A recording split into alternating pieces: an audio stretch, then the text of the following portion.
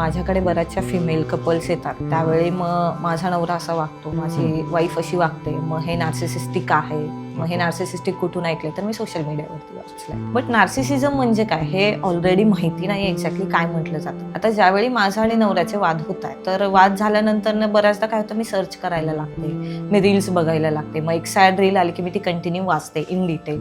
मग ते त्याच्यातले जे कॅरेक्टर्स आहेत ते मी माझ्या नवऱ्यामध्ये लावायला लागते किंवा मी माझ्या पार्टनरमध्ये लावायला लागते आणि मग मी त्याला त्या कॅटेगरीमध्ये फिट करते आणि मी ते त्याच्यामध्ये त्याला फिट केलं की मग मी त्या दृष्टिकोनातनं त्याला बघायला लागते. माझा पर्स्पेक्टिव्ह त्या पद्धतीने होतं पार्टनरच्या बाबतीतला. हे प्रत्येक फिमेलचा होतो आणि त्याच्यामुळे काय होतं, सोशल मीडियावरती कंटिन्यू त्या प्रकारच्या रील यायला लागतात, म्हणजे जे फीड आपण बोलतो कंटिन्यू त्या येतात. मग डे बाय डे काही गोष्टी अशा असतात की खूप आधी वागून गेलेला आहे नवरा, पण त्या रील मध्ये काय होतं की हे ह्याने पण हे केलं होतं, बरोबर, सोशल मीडियाचा रोल.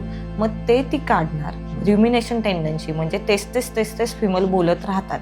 एक तर ऑलरेडी बाय नॅचरल त्यांच्यामध्ये हे असतं की फिमेल कुठलीही गोष्ट विसरत नाही, कंपॅरेटिव्हली पार्टनरची तर अजिबात नाही, आणि तिच्या टेंडन्सी असते की त्याच गोष्टी सतत चघळत राहणं, हे नॅचरली आहे. त्याचबरोबर सोशल मीडिया मग हे रोल प्ले करतात आणि मग ती कम्पेअर करायला लागते आपल्या पार्टनर सोबत. मग त्याच्यानंतर अजून वाद वाढतात. एका गोष्टीवरनं झालेला वाद हे सगळं पास्ट त्याच्यामध्ये इंटरलिंक्ड होतं आणि हा लूप सुरू होतो आणि ते भांडण खूप मोठं होतं.